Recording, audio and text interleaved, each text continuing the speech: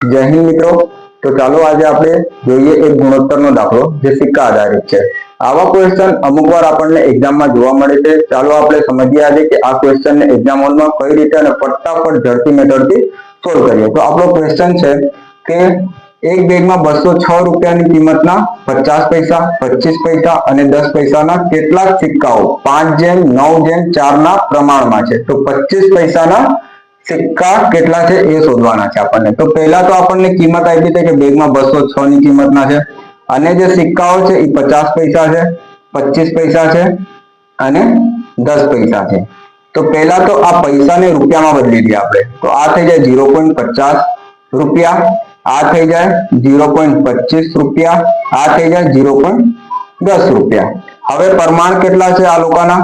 તો 50 પૈસાના જે સિક્કા છે એ 5 છે અને 25 પૈસાના સિક્કા જે છે એ 9 છે અને 10 પૈસાના જે સિક્કા છે એ 4 ના અનુપાતમાં છે। ઓકે, હવે અહીંયાથી આપણે આ લોકોને અહીંયાથી ગુણીએ પ્રમાણમાં તો આપણને કિંમતનો ગુણોત્તર મળી જાય।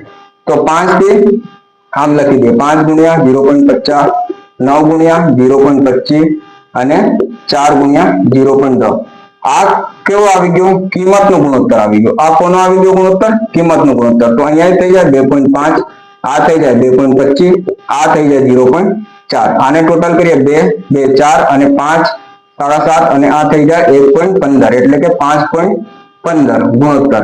આ કિંમતનો ગુણોત્તર આવ્યો અને ક્વેશ્ચનમાં કિંમત કેટલી આપી છે? 206। તો 1 ની વેલ્યુ કેટલું આવશે? 206, 5.15। અહીંયાથી પોઈન્ટ કાઢીએ, 2 0 ઉપર, 4 બારમાં 5 ચોક્કા 2000 અને 15 ચોક 60 એટલે કે 40 વારમાં આ પતી જાય। 1 ની વેલ્યુ આવ્યું 40। હવે આપણને કોનો પૂછ્યો છે કે 25 પૈસાના સિક્કા કેટલા? તો 25 પૈસાના પ્રમાણ કેટલા છે? 9 છે। 25 પૈસાના પ્રમાણ કેટલા છે? 9 છે। તો 25 પૈસાના સિક્કા કેટલા આવશે? 40 ગુણ્યા 9 એટલે કે 360। એ રીતે આપણો જવાબ સાથે શું થાય? એ।